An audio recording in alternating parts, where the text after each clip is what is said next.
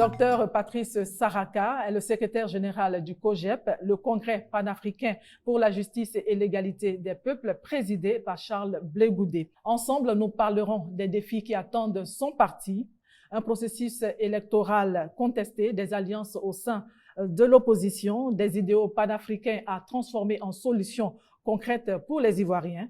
Et derrière tout cela, le parcours d'un homme, un médecin, transformé en stratège politique aux côtés de Charles Blé Goudé. La parole est libre, les réponses sans détour, à voix haute. Docteur Patrice Saraka, merci d'être avec nous. C'est moi qui vous remercie. Merci de l'opportunité que vous m'offrez. Et je pense que nous parlerons à voix haute et sans détour. Nous mettons donc les pieds dans le plat. Dans l'hypothèse où votre recours relatif à la non-inscription du président Charles Blé Goudé sur la liste électorale n'aboutit pas, quelle serait votre position dans les jours à venir? Madame, nous sommes des hommes de foi. Dans la vie, tout ce que nous posons comme acte, il faut le faire avec foi.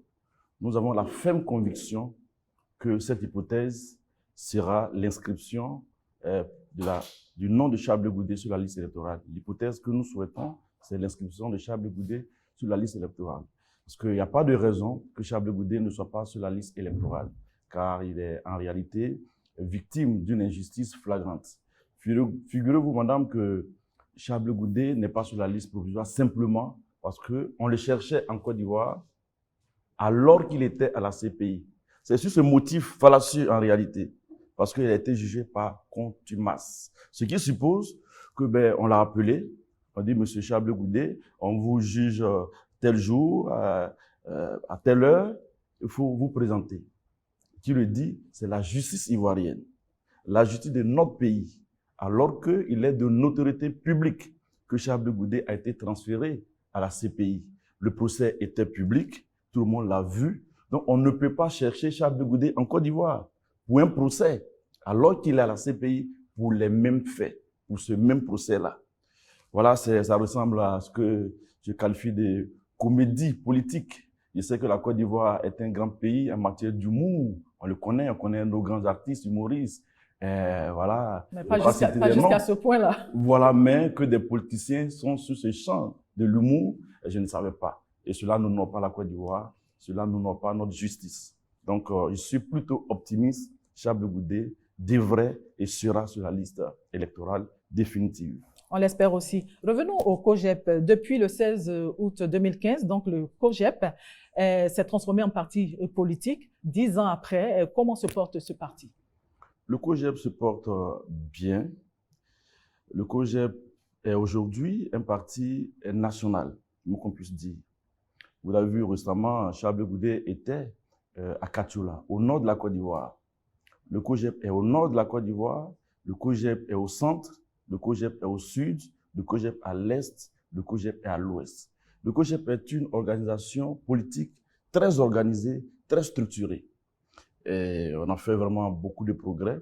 Le parti est né en 2015.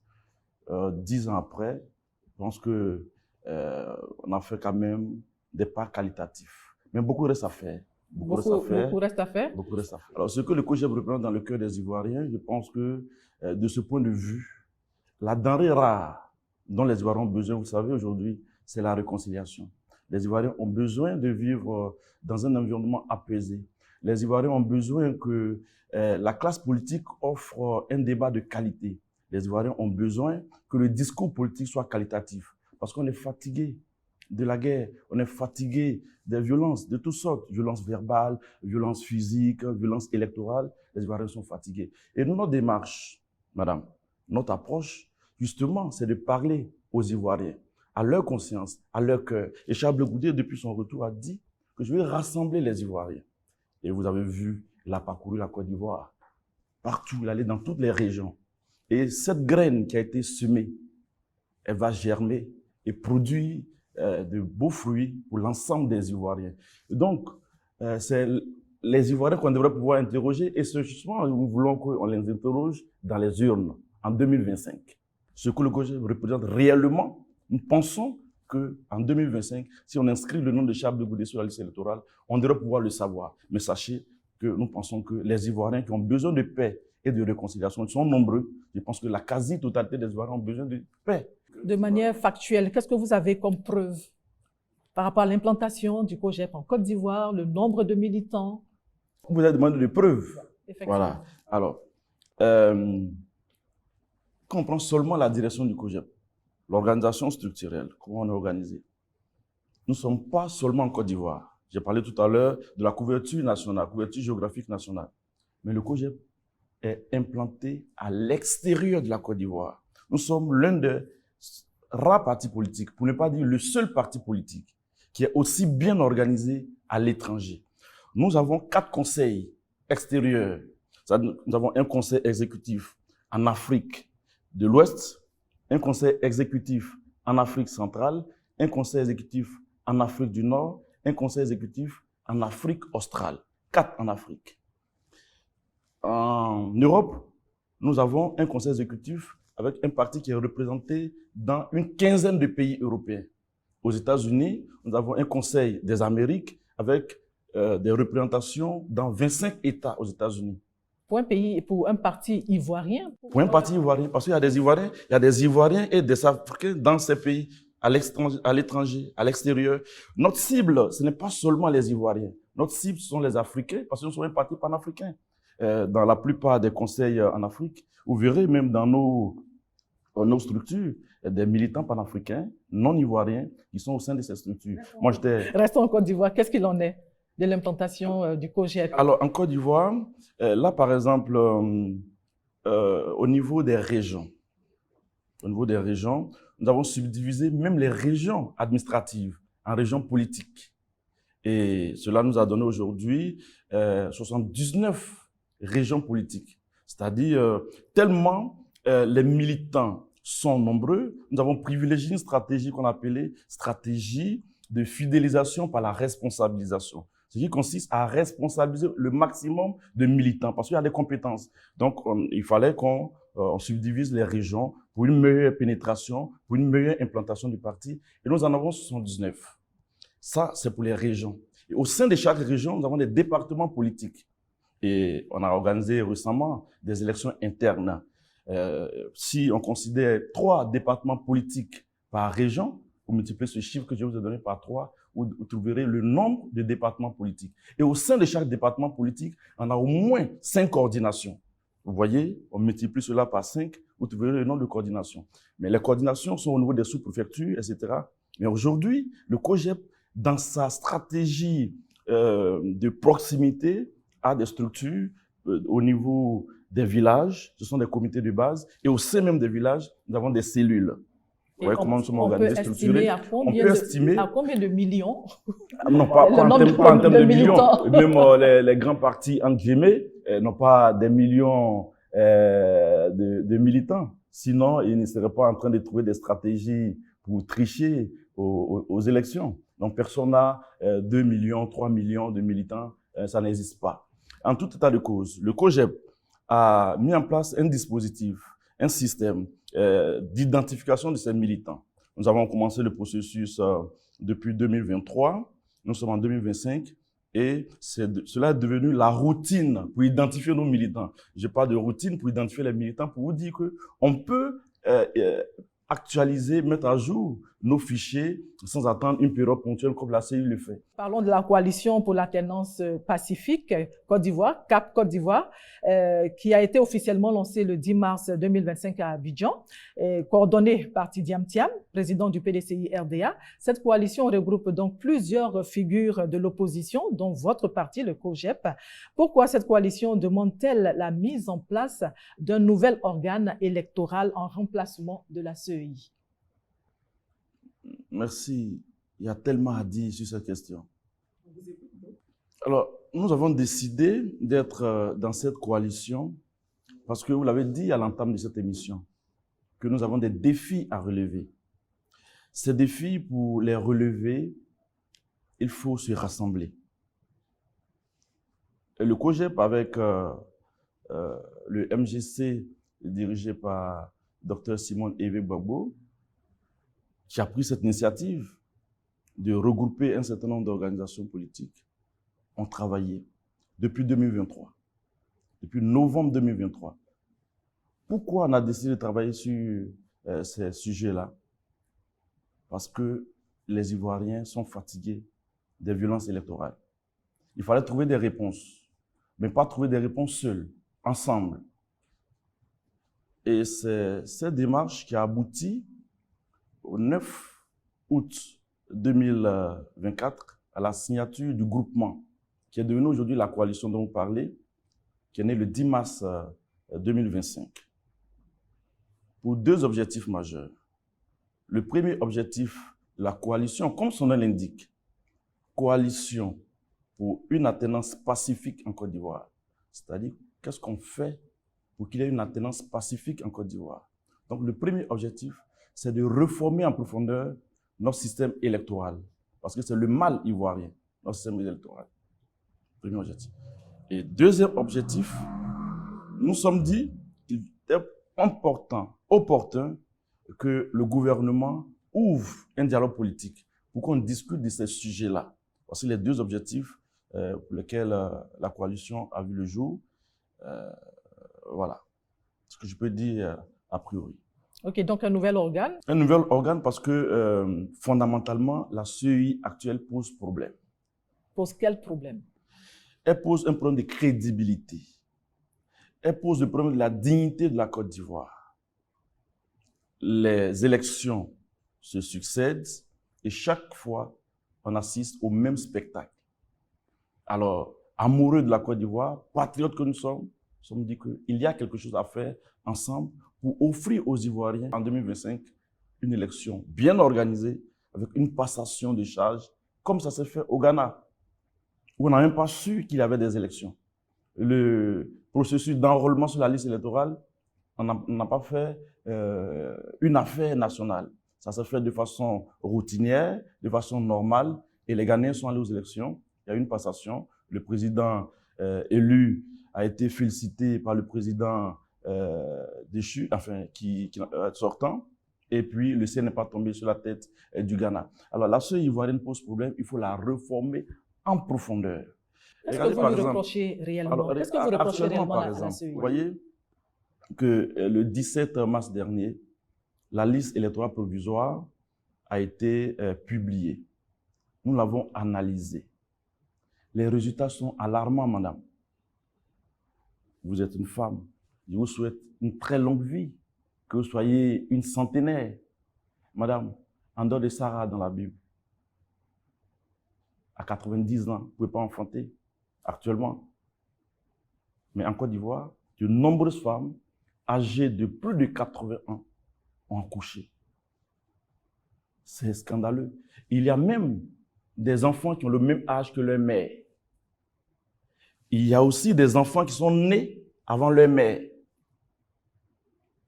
Ça fait honte pour notre pays. La comédie judiciaire dont je vous ai parlé tout à l'heure, ça fait honte. Et ce spectacle aussi fait honte. Par exemple, les doublons sur la liste électorale. Vous pouvez voter autant de fois que vous voulez, pourvu que vous ayez la possibilité de vous inscrire dans le nombre de bureaux de vote que vous souhaitez. Or, le principe de la démocratie, madame, en République, nous sommes égaux.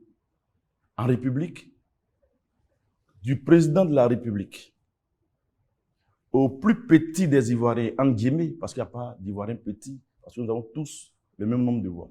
Un citoyen, une voix. Ce principe est totalement violé. Par exemple, sur la liste électorale actuelle, vous avez 625 208 numéros d'électeurs qui sont détenus par 435 300 personnes. Alors que autant de personnes que des cartes d'électeurs. Ici, ce que ça va donner comme résultat, près de 200 000 personnes, ça donne près de 200 000 voix supplémentaires. 200 000. Qu'on prend les doublons liés à l'identité. Maintenant, quand on prend les doublons liés à l'identité et à la filiation, vous avez environ 127 368 numéros d'électeurs qui sont détenus par 78 000 personnes. Avec tous ces soucis, ces problèmes, ces manquements, ces imperfections qui ont été constatés, si votre demande reste lettre morte, quelle sera la suite? Nous demandons et nous insistons pour qu'il y ait un audit. C'est vrai que l'audit a été déjà fait. Parce que chaque parti politique y a travaillé. On peut faciliter la tâche à la Côte d'Ivoire, mais si la CEI ne croit pas en nos chiffres, on peut demander un audit extérieur. Sinon, les experts de chaque parti politique, avec les experts de la CEI, avec nos résultats, peuvent être traités pour améliorer le système électoral actuel, la liste électorale actuelle. Docteur Saraka, je vais quand même insister. Pourtant, c'est sur la base de cette même liste électorale que plusieurs cas de l'opposition ont été élus lors des dernières élections locales. Madame, ce n'est pas une raison. Moi, je suis qualiticien. Dans la vie, il ne faut pas se contenter des résultats d'aujourd'hui qui peuvent sembler bons. Il faut être dans une démarche d'amélioration continue. Tout est dynamique dans la vie. On marche, on balance les bras. On ne marche pas comme ça. Tout est dynamique. Il est important que tout le monde le comprenne et qu'on aille vers une réforme de notre système électoral avec une nouvelle liste électorale parce que celle-là, elle ne peut pas garantir la crédibilité des élections. Voici des élections déjà contestées que nous allons voir. Génétiquement, dans sa conception, cette liste électorale est confligène. Donc, il faut anticiper. Il faut anticiper les choses. La coalition affirme aussi également son opposition catégorique, je peux même dire ferme, à toute candidature du président du RHDP, son Excellence Alassane Ouattara, pour un 4e mandat jugé illégal. Alors qu'au sein du RHDP, on parle plutôt de 2e mandat de la 3e République. Madame, vous voyez que les positions, elles sont variées selon là où on se trouve. Qu'est-ce qu'on fait quand c'est comme ça? On s'assoit puis on discute. Est-ce que la discussion n'est pas possible ou ouverte? Si la discussion n'est pas possible ou ouverte, on va droit dans le mur. On va encore à des élections violentes en Côte d'Ivoire. Et les Ivoiriens vont encore chercher à fuir le pays, se déplacer massivement, aller en exil, alors que nous devons rester en Côte d'Ivoire. Nous aimons ce pays-là. C'est pour cela que nous appelons le gouvernement, l'État de Côte d'Ivoire, à accepter de s'asseoir avec son opposition pour discuter. Il faut féliciter l'opposition ivoirienne, madame. Parce qu'ailleurs, qu'est-ce qui se fait? L'opposition ne cherche pas à discuter, elle utilise des méthodes non démocratiques. Ça, le COJEP n'est pas abonné à ce type de démarche, à ce type d'approche. Vous savez, on condamne les coups d'État. Il faut savoir que les coups d'État ont une cause. Et il y a des gens qui attendent la moindre occasion, la moindre opportunité pour faire un coup anticonstitutionnel. Il faut agir pour ne pas donner de prétexte à ceux-là. La seule alternative, c'est la démocratie. Renforcer la démocratie. Et face à tout ça, comment se prépare donc le COJEP concrètement pour le scrutin à venir, le scrutin de octobre 2025? D'abord en interne. Avant même de parler de ce que nous faisons avec nos partenaires, je vous ai parlé de notre organisation, de notre structuration, de la formation de nos militants aux questions électorales. Et très bientôt, nous irons à une convention pour désigner notre candidat qui va porter notre offre politique. Mais l'offre politique qu'il va porter, nous y travaillons déjà pour donner des réponses aux Ivoiriens dans tous les domaines. La santé, l'éducation, l'agriculture, l'économie, et j'en passe. Je dis bien dans tous les domaines. Et l'offre politique du COJEP est quasiment achevée. Nous allons rendre cela public dans les mois à venir, certainement, après notre convention. Parce que beaucoup font des photocopies. On n'a pas envie de rendre public pour donner la possibilité à ceux-là de photocopier nos idées, qui sont des idées majeures. Nous voulons gouverner par la priorité, l'essentiel et les priorités. Et nous avons identifié les vraies priorités des Ivoiriens. Je dis bien les vraies priorités des Ivoiriens. Vous pouvez les énumérer, les vraies priorités des Ivoiriens? Nous sommes à 7 mois des élections. Vous attendez à combien de mois avant de présenter votre programme? Je l'ai dit tout à l'heure, nous allons aller à la convention pour choisir notre candidat. Le candidat étant choisi, on va dire aux Ivoiriens ce qu'il va porter comme offre pour changer leur vie, pour changer leur quotidien, pour plus de redistribution, pour plus d'équité sociale, pour plus de solidarité. Madame, avec l'amour, avec le partage, on peut bâtir une grande nation. C'est le fond de la démarche du COJEP. Agir pour bâtir une grande nation avec le partage, avec la solidarité, en mettant le peuple au centre de notre action.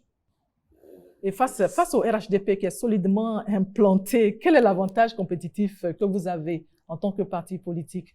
Je parle bien sûr du COJEP. Une élection, ce n'est pas seulement l'implantation d'un parti. C'est aussi l'implantation du parti.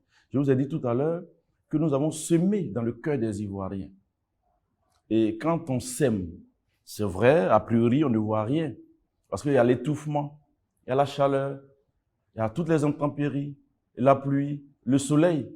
Bien, tout cela va concourir à faire germer la graine. La graine qui va germer, elle va devenir un grand arbre qui va produire des fruits. Donc, cette semence-là, nous avons foi que les Ivoiriens ont compris que le COJEP est l'alternative crédible. Notre génération est l'alternative crédible. Notre génération, oui, notre génération. On s'est organisé. Madame, il y a longtemps que nous sommes en politique. Voilà, on nous appelle malheureusement des jeunes. Mais moi, je suis plus jeune. L'âge que j'ai, le président Laurent Gbagbo ne l'avait pas lorsqu'il se présentait la première fois face à Houphouët-Boigny. Il avait 45 ans, lui. Nous avons plus de 45 ans. Et lui, au moment où il se présentait, il a suscité un espoir. Parce qu'il a semé quelque chose. Charles Blé Goudé et sa génération ont semé quelque chose dans les esprits des Ivoiriens. Et ce crédit idiosympathique du peuple, vous allez voir qu'ils vont le manifester dans les années à venir dans les urnes. Parlons justement de Charles Blé Goudé, votre leader. Il a été accusé par certains d'avoir été un peu trop conciliant avec le pouvoir depuis son retour en 2022. Est-ce que ça donne de la crédibilité au COJEP, le fait qu'il soit conciliant? Jamais à dire ce que les populations pensent. Qu'est-ce que les populations pensent? Que la situation ne leur plaît pas? Charles Blé Goudé dit que la situation n'est pas bonne. Et il le dit à voix haute, madame. Mais peut-être qu'il n'est pas audible. Tout comme il n'était pas assez audible lorsqu'il disait en 2002 jusqu'en 2010 que l'atmosphère post-électorale est la mère de l'atmosphère préélectorale. Privilégions le combat au menu. Mais comme c'est Charles Blé Goudé qui le disait, parce qu'il était dans les rues avec ses camarades, il n'était pas audible. Mais nous sommes dans un environnement aujourd'hui où peut-être Charles Blé Goudé n'est pas suffisamment audible pour certains. Mais c'est ce qu'il faut, c'est la seule voie qu'il faut, madame. Dans un pays qui a besoin de paix, de réconciliation, on ne sort pas les muscles. On dit la vérité à haute voix, dans ses propres mots, dans son propre style, mais pourvu qu'on pose le problème des Ivoiriens. Et nous, au COJEP, nous posons le problème des Ivoiriens. Ce pouvoir d'Abidjan, le pouvoir actuel, nous dénonçons cette gouvernance et nous proposons une autre gouvernance. Madame, quand je dis que je ne suis pas d'accord avec la gouvernance de ce pouvoir, est-ce que je suis conciliant? Est-ce que je le dis, je dois le dire d'une autre manière, avec véhémence, avec des muscles, pour qu'on sache que je ne suis pas d'accord avec cette gouvernance. Cette gouvernance, elle n'est pas bonne. Regardez, les Ivoiriens vivent dans la terreur, dans la torpeur.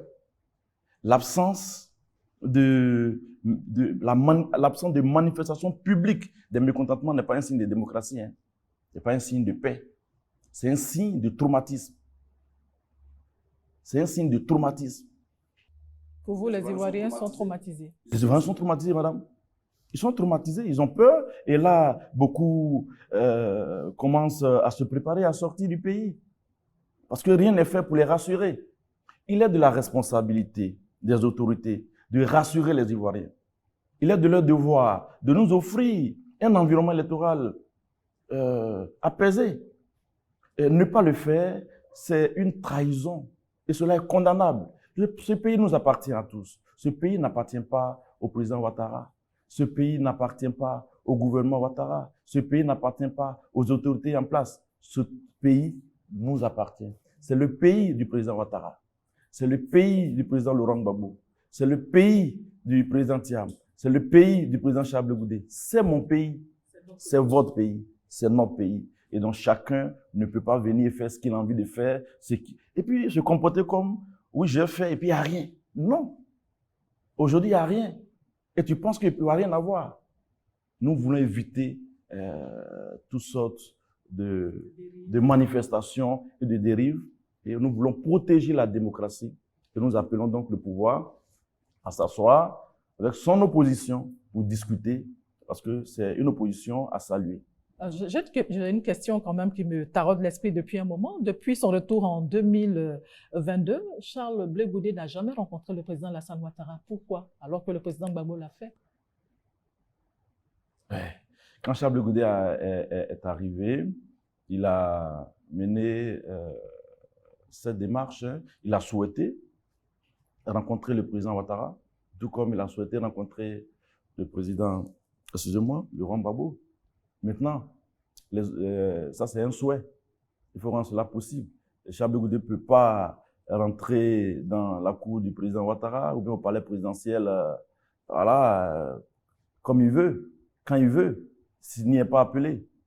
Donc, cette volonté est encore réaffirmée. Charles Blé Goudé estime que nous devons nous asseoir pour discuter, pour parler de notre pays, pour trouver les thérapies nécessaires pour soigner le mal ivoirien, qui est l'absence de réconciliation. Un pays divisé. Le COJEP donc, se revendique comme un parti de justice sociale. Pourtant, certains vous perçoivent comme un parti de discours et de proverbes, sans action concrète depuis le retour de Charles Blé Goudé en 2022. Qu'est-ce que vous en dites? Quelle action concrète? Trop de proverbes, trop de citations, de discours, mais pas d'action concrète. Est-ce que vous avez quelque chose à y répondre? Les citations, les pensées ne sont pas à condamner, madame. Pas du tout. Voilà. Nous parlons de proverbes, mais ailleurs, dans les livres philosophiques, on parle de pensée, de courant de pensée, on parle de citations. C'est une façon d'éduquer. Ce ne sont pas des proverbes creux, ce sont des leçons de vie, ce sont des messages que nous passons. Donc, c'est une façon de faire passer le même message pour dire que les Ivoiriens ont besoin de rénover, ont besoin d'un nouveau système, d'une nouvelle approche, une manière de gérer, en mettant la culture au centre de notre action. La démocratie, elle est universelle, mais la démocratie, elle est plurielle. La démocratie, il faut qu'elle soit aux couleurs de notre culture. Et là encore, nous avons une solution pour proposer aux Ivoiriens une démocratie fondée sur nos cultures. Et cela est possible parce que copier, coller, en parlant de démocratie, ici on est complexé. On est complexé.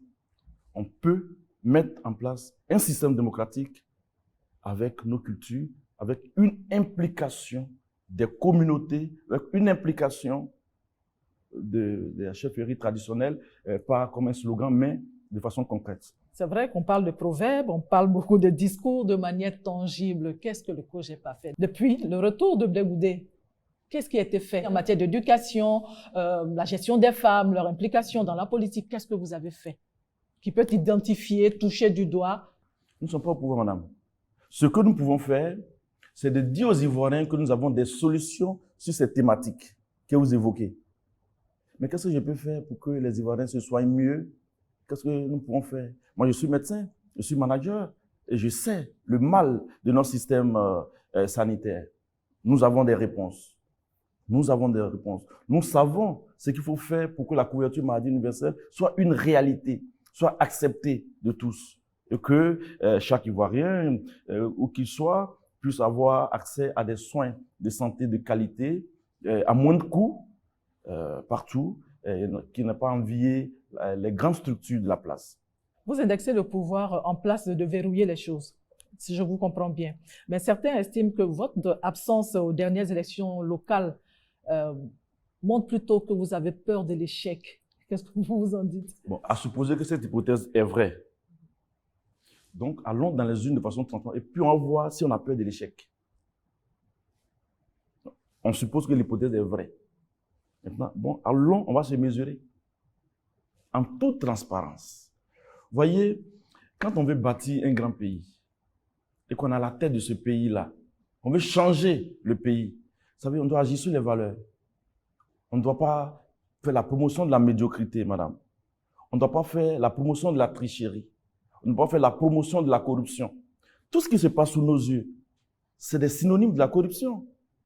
Chercher à tricher pour gagner une élection, qu'est-ce que tu as dit à ton enfant? Qu'est-ce que tu as dit aux Ivoiriens? Qu'est-ce que tu as dit au peuple? Tant qu'il y aura de la corruption, de la tricherie, vous n'allez pas participer aux élections? Non, ce n'est pas ce que je dis. Je dis que nous voulons aller aux élections pour changer ce système. En sachant pertinemment que le système est biaisé d'avance. Nous ne voulons pas aller aux élections avec ce système. Nous voulons aller aux élections avec un système qui garantisse la démocratie, avec un système qui garantisse le principe de un citoyen, une voix. Parce que la démocratie, madame, ce n'est pas le vote. C'est pas un peu utopique? La démocratie, ce n'est pas le vote. La démocratie, c'est qui organise le vote. La démocratie, c'est qui dit les résultats du vote. Il y a plusieurs types de coups d'État, madame, j'ai dit. Il y a les coups d'État constitutionnels. Cela est à condamner. C'est ce qui explique aussi certains coups d'État en Afrique. Les coups d'État constitutionnels ont leurs conséquences qui est les coups d'État militaires. Donc, on a les coups d'État constitutionnels, on a les coups d'État militaires, mais on a aussi les coups d'État dans les urnes. Madame. Là, on sent qu'il va y avoir un coup d'État dans les urnes, ça se voit. Vous ne voyez pas? Et tant que vous le voyez... Est-ce que vous avez vérifié votre nom sur la liste électorale? J'y suis. Ne vous inquiétez pas. Peut-être vous n'avez pas une double inscription, j'espère. Non, pas du tout. Okay. Tout va bien pour moi. Nous sommes les mêmes. Tout va bien. Donc, bon, revenons à la politique et puis surtout à l'opposition ivoirienne. Est-ce qu'aujourd'hui, vous pensez que l'opposition est suffisamment structurée pour inquiéter le pouvoir en place? L'opposition s'organise et cela est à saluer. Il y a des initiatives qui sont prises ici et là. La première initiative que j'ai évoquée tout à l'heure, celle de Dr Simone Eve Gbagbo du MGC, que je salue encore une fois, qui aboutit à la naissance de la coalition pour une alternance pacifique en Côte d'Ivoire. C'est une belle initiative. Il y a celle du président Laurent Gbagbo. Il a lancé un appel à Bonoa, qui est en train de faire son bonhomme de chemin. Toutes ces initiatives visent à garantir l'organisation d'élections justes et transparentes. Toutes ces initiatives veulent protéger la démocratie. Toutes ces initiatives veulent offrir aux Ivoiriens une élection transparente. Ces initiatives-là sont-elles suffisantes? Elles ne sont pas suffisantes, madame. La preuve, elles ne vont pas garantir par elles seules des élections transparentes. Il faut qu'en face, on ait un interlocuteur qui entende. Il faut qu'en face, on ait un interlocuteur humble, qui n'est pas condescendant, qui comprenne que les enjeux sont tels qu'on doit pouvoir privilégier l'intérêt collectif et que ce pays n'appartient pas à un seul camp, à un seul clan. Ce pays, c'est le nôtre, c'est pour tous les Ivoiriens. Et donc, on ne peut pas en faire ce qu'on veut sans... Je disais à un ami assez récemment, les juges qui discréditent notre appareil judiciaire, qui déshonorent notre pays, qui humilient notre pays en se livrant à des spectacles du genre chercher Charles Blé Goudé ici alors qu'il a la CPI, qui va les juger? Je dis, donc, ils peuvent faire ça, et puis il n'y a rien, quoi. On déshonore notre pays, et puis il n'y a rien. Il faut qu'on prenne des mesures fermes, rigoureuses, pour qu'un Ivoirien, qui qu'il soit, ne fasse pas ce qu'il a envie de faire sans s'attendre à une sanction. Voilà. Ok, revenons donc à l'opposition. Est-ce qu'on peut s'attendre à ce que le CAP Côte d'Ivoire, la CAP, pardon, Côte d'Ivoire puisse nous sortir un candidat commun pour les élections à venir? On n'en est pas là pour l'instant. Nous évoluons en fonction de nos priorités. Actuellement, madame, les questions des candidatures ne sont pas à l'ordre du jour dans les débats au sein de la CAP, Côte d'Ivoire. Les priorités, je les ai indiquées tout à l'heure. Quand on va franchir ce pas, évidemment, d'autres questions, comme celle relative aux candidatures, bon, on pourra en discuter. Mais ce n'est pas la priorité du moment. Voilà, ce n'est pas la priorité du moment, parce que nous privilégions ce qui intéresse tout le monde. Or, ce qui intéresse tous les partis politiques, ce n'est pas la candidature de Charles Blé Goudé. Ce n'est pas le MGC, le PDCI. Leur intérêt, ce n'est pas forcément que Charles Blé Goudé soit candidat. Le COGEP, son intérêt, ce n'est pas forcément la candidature de Thiam. Ce n'est pas forcément la candidature de Simone Gbagbo. Chaque parti a son candidat. Chaque parti travaille pour son candidat. Chaque parti travaille pour que les Ivoiriens comprennent qu'il est le meilleur, que c'est lui qui peut changer leur quotidien. Et nous y travaillons. Maintenant, une élection, on ne le gagne pas seul. Et c'est un seul élu, forcément. À un moment donné, il y a le jeu des alliances. Et les alliances, il y en a de plusieurs types. Les alliances conjoncturelles, les alliances ponctuelles, circonstancielles, les alliances stratégiques, les alliances idéologiques. Donc, tout est possible, mais pour l'heure, nous sommes dans une coalition non idéologique à but non électoraliste a priori. Donc, le COGEP, on le sait, c'est un parti qui a des idéaux panafricanistes. Et aujourd'hui, on voit la position de certains pays du Sahel. Donc, comment votre parti se positionne face donc à cette nouvelle dynamique politique en Afrique, en parlant bien sûr de la montée de la souveraineté dans certains pays comme le Mali, le Burkina Faso, le Niger? La montée de la souveraineté n'est pas un mal. Il a encouragé la montée de la souveraineté. Même ce que nous faisons en Côte d'Ivoire, dans le cadre de cette coalition, c'est pour la souveraineté de la Côte d'Ivoire. Donc, tous les pays africains devraient agir pour plus de souveraineté. Donc, certains pays ont décidé de s'autodéterminer à leur manière, dans des circonstances que vous connaissez. Et j'ai indiqué tout à l'heure souvent ce qui peut servir de prétexte pour qu'on en arrive à des situations, comme ça s'est passé dans les pays du Sahel que vous citez. Il y a eu des coups d'État, mais avant ces coups d'État militaires, il y a eu des coups d'État constitutionnels, il y a eu une gouvernance voilà, qui a été appréciée par les populations. Et puis bon, donc notre approche n'est pas à juger tout ça. Notre approche consiste à demander aux différents pouvoirs en Afrique de faire en sorte d'éviter les 3 types de coups d'État que j'ai indiqués. Militaire, constitutionnel et coup d'État dans les urnes. Nous devons agir pour éviter ces 3 types de coups d'État. Maintenant, quand on l'a fait, nous sommes un parti panafricain, le COGEP. Le COGEP, vous l'avez rappelé tout à l'heure, c'est le congrès panafricain pour la justice et l'égalité des peuples.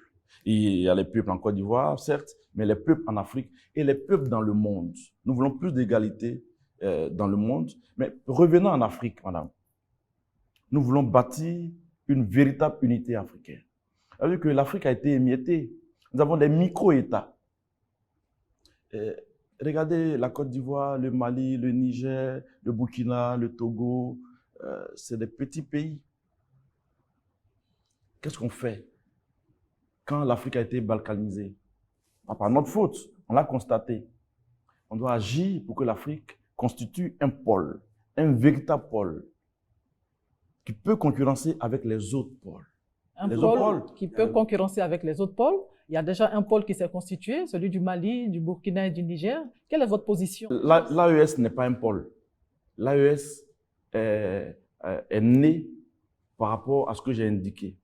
L'AES n'est pas un pôle. Même la CEDEAO n'est pas un pôle. C'est l'Afrique qui doit être un pôle. Il faut lever toutes les barrières douanières, les barrières en termes de communication, les barrières en termes de transport, pour bâtir une véritable Afrique. Il faut bâtir une Afrique où les chefs d'État comprennent que nous devons agir ensemble pour être fort dans ce Conseil des Nations. Je vais vous prendre au mot, agir ensemble. Le PPACI et le COGEP, vous êtes tous, vous réclamez tous les deux du panafricanisme, n'est-ce pas? Est-ce qu'on peut s'attendre à une alliance entre vos deux partis? On a parlé tout à l'heure des alliances. Pour l'instant, nous sommes dans une coalition avec un certain nombre d'organisations. Il n'est pas écarté qu'à terme, dans le cadre même de la coalition pour une alternance pacifique, je ne parle pas, quand je dis coalition pour une alternance pacifique, je fais allusion au fait de se mettre ensemble pour des élections transparentes, élections apaisées. Il n'est pas écarté que à terme, avec le PPACI, on mène ce combat ensemble. On n'a pas de démarche spécifique actuellement, en dehors de ce que nous faisons dans le cadre de la coalition pour une alternance pacifique. Le COGEP ne mène pas actuellement une démarche isolée, une démarche personnelle en tant que COGEP pour cet objectif-là. J'ai quand même quelques questions pour comprendre un peu votre parcours qui est assez atypique, de médecin à secrétaire général de parti politique, le COGEP. Qu'est-ce qui vous a poussé à vous engager? J'ai été appelé à m'engager en politique il y a de cela une quarantaine d'années. J'étais tout petit.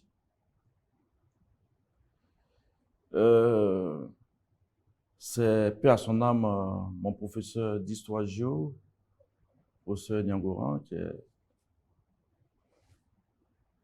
je voyais que la gouvernance mondiale était injuste.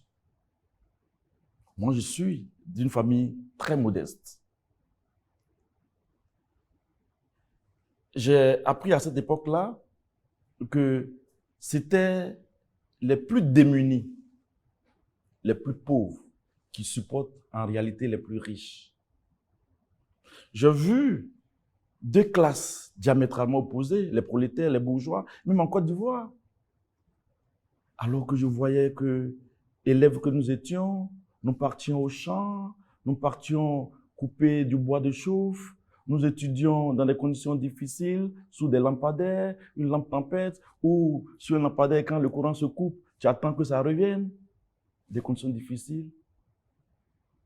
Et on voyait nos parents travailler avec ardeur dans les champs de cacao, dans les champs de café, dans les plantations d'EVA, dans les plantations de palmiers à huile.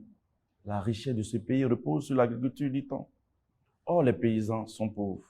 Les agriculteurs ne vivent pas de leur labeur. J'ai décidé de m'engager pour plus d'équité sociale, pour plus de justice. J'étais tout petit et voilà comment les choses ont démarré. Jusqu'à ce que, voilà, évidemment, je n'étais pas encore médecin, hein. J'étais élève, puis devenu médecin. Les amis de promotion m'ont fait confiance en me désignant, en m'élisant comme le président de la 29e promotion de l'UFR des sciences médicales d'Abidjan. Ensemble, nous avons fait du chemin. Plus tard, j'ai intégré un parti politique, la JFPI, où j'étais chargé des affaires sociales. Et plus tard, j'ai organisé le congrès qui a vu l'élection du dernier secrétaire national de cette organisation, en ma qualité de président de ce congrès. Et puis après, les choses ont évolué jusqu'à ce que j'ai créé moi-même une organisation de jeunesse qu'on a appelée la Jeunesse du Centre pour la Renaissance, organisation au sein de laquelle, c'est vrai qu'on parle de Jeunesse du Centre pour la Renaissance, mais il y avait des jeunes BT. Parce que ici, le centre, ce n'est pas le centre géographique, mais là où, dans nos différences, on peut s'asseoir pour discuter, pour bâtir, pour la détribalisation du débat politique, pour que on ne fasse pas même bas sur une région aucun parti politique ne fasse même bas sur une région. On doit détribaliser le débat politique. Le nord de la Côte d'Ivoire appartient à tous les Ivoiriens, comme le sud, comme l'est, comme l'ouest, comme le centre. Il fallait agir pour une action politique plurielle. Voilà, aujourd'hui, je suis secrétaire général du COJEP, après avoir été celui qui a géré l'organe de contrôle, de discipline et d'éthique de ce parti-là. Donc, depuis 2019, je suis secrétaire général du COJEP, donc ça fait bientôt 6 ans. 6 ans. Donc, avec ce parcours très dense, et puis en tant que secrétaire général donc, du COJEP, quelle est votre vision pour l'avenir de ce parti-là? Qu'est-ce que vous voyez à l'horizon? Ce que je vois à l'horizon, c'est qu'avec le COJEP, on va changer la Côte d'Ivoire.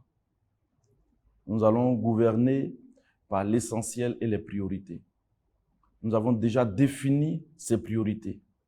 Nous avons déjà trouvé des réponses aux différentes situations auxquelles les Ivoiriens sont confrontés. Je vois un grand parti, un parti qui propose aux Ivoiriens une nouvelle gouvernance. Et parlant de gouvernance, tout à l'heure, j'avais dit que j'étais médecin, mais j'ai appris également à agir en tant que médecin pour améliorer la gouvernance dans les organisations, toutes sortes d'organisations. Organisations du secteur industriel, organisations du secteur tertiaire, y compris les organisations politiques. Parce que les partis politiques qui sont là ont besoin d'une gouvernance même interne pour améliorer la satisfaction de leurs militants, qui sont leurs clients internes, et aussi pour améliorer la satisfaction de leurs clients externes, qui sont les populations ivoiriennes. Et cette approche, on peut l'implémenter en politique. Et au COJEP déjà, nous travaillons à ce que chaque militant sache que nous avons une mission. Bâtir une nouvelle Côte d'Ivoire, ça passe par notre formation, ça passe par l'élaboration d'une offre politique séduisante qui est différente de ce qu'on a déjà vu. Et donc, avec ça, nous allons changer la Côte d'Ivoire. Et avec beaucoup aussi beaucoup de résilience. Donc, vous avez travaillé aux côtés de Charles Blé Goudé depuis des années, y compris pendant la période où il était en exil et puis à la CPI. Quelles leçons vous avez apprises durant cette période-là? La persévérance, la patience, la foi. La foi, ce n'est pas seulement à l'église, ce n'est pas seulement à la mosquée. La foi aussi en politique. Parce que la politique n'est pas tellement différente de ce qu'on fait à la mosquée, de ce qu'on fait à l'église. À l'église, à la mosquée, on sème l'amour. L'amour de Dieu, l'amour des hommes. Dans les partis politiques, on doit agir pour renforcer l'amour. Si tu n'aimes pas l'homme, pas t'engager en politique. La politique, c'est un appel. La politique, c'est un sacerdoce. La politique, c'est agir pour promouvoir l'amour, agir pour promouvoir le partage, agir pour consolider la réconciliation, pour rassembler les populations. C'est ça, le vrai sens de la politique. Donc, toute cette période de dure épreuve, on a compris qu'avec la patience, avec la foi, avec l'engagement, on peut atteindre nos objectifs dans la vie. Le dernier d'aujourd'hui peut être le premier de demain. C'est avec foi que nous avons cru que le président Laurent Gbagbo Charles Blé Goudé devait être libéré. On nous prenait pour des fous ici en Côte d'Ivoire. Dans des conditions difficiles, on nous a emprisonnés. Moi, j'ai été arrêté avec mes filles. La petite avait 3 ans, l'autre avait 5 ans. On nous a arrêtés.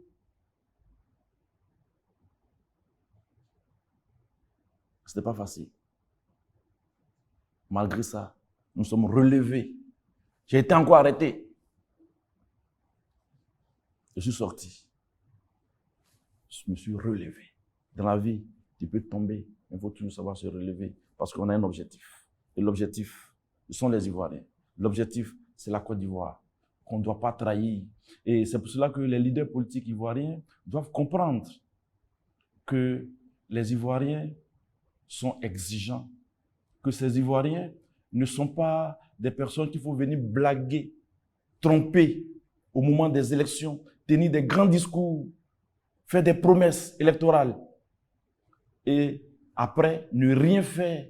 Parce qu'ils savent que, bon, que je fasse, que je ne fasse pas. Avec ces Ivoiriens, il n'y a rien. Ils ne vont rien faire. Ils ne vont pas me sanctionner. J'appelle les Ivoiriens. Chers patriotes, chers Ivoiriens, c'est vous, les boss. Ce n'est pas ceux qui sont à la tête de l'État, ce sont nos employés. C'est nous qui les engageons. Nous avons des exigences. Nous devons agir ensemble pour qu'ils sachent que nos priorités, nos besoins, ils doivent nous proposer des solutions. Et quand ces solutions ne viennent pas, nous devons les sanctionner. Nous devons les renvoyer. Nous devons les licencier. Soyons exigeants. Merci. Un autre appel certainement que vous allez donner. Nous sommes pratiquement au terme de cette entrevue. Si vous aviez le président Alassane Ouattara et le président Laurent Gbagbo en face de vous, qu'est-ce que vous leur diriez aujourd'hui en tant que leader politique? Au président Laurent Gbagbo, je dirais, président, c'est vous qui avez aiguisé notre appétit politique. Un maître, il doit être fier lorsque son élève fait plus. Président, nous allons faire plus que ce que vous avez fait. Nous allons poursuivre l'œuvre pour que la Côte d'Ivoire soit un pays souverain, un pays démocratique. Au président Ouattara, je lui dis, président, vous avez fait ce que vous avez pu faire. Les Ivoiriens vous disent merci. Chacun vient, il fait ce qu'il a à faire. La responsabilité que vous avez, c'est celle de réconcilier les Ivoiriens. C'est de faire en sorte que pour une fois, on voit en Côte d'Ivoire une alternance pacifique. Mais pour cela, président, l'opposition, pour discuter. Les Ivoiriens veulent un système électoral qui rassure. Président, tout dépend de vous. La Côte d'Ivoire vous regarde. Le monde entier vous regarde. L'histoire vous regarde. Si ça marche, c'est vous. Si ça ne marche pas, c'est vous. Ma prière, c'est qu'on retienne que grâce à vous, ça a marché, président. Faites le sacrifice nécessaire pour que la Côte d'Ivoire soit rassemblée, pour que la Côte d'Ivoire soit en paix. L'histoire vous regarde, président. Docteur Patrice Saraka, merci. Merci à vous de nous avoir suivis. Nous vous donnons rendez-vous pour un prochain numéro de À Voix Haute. Politique, l'essentiel de la politique ivoirienne.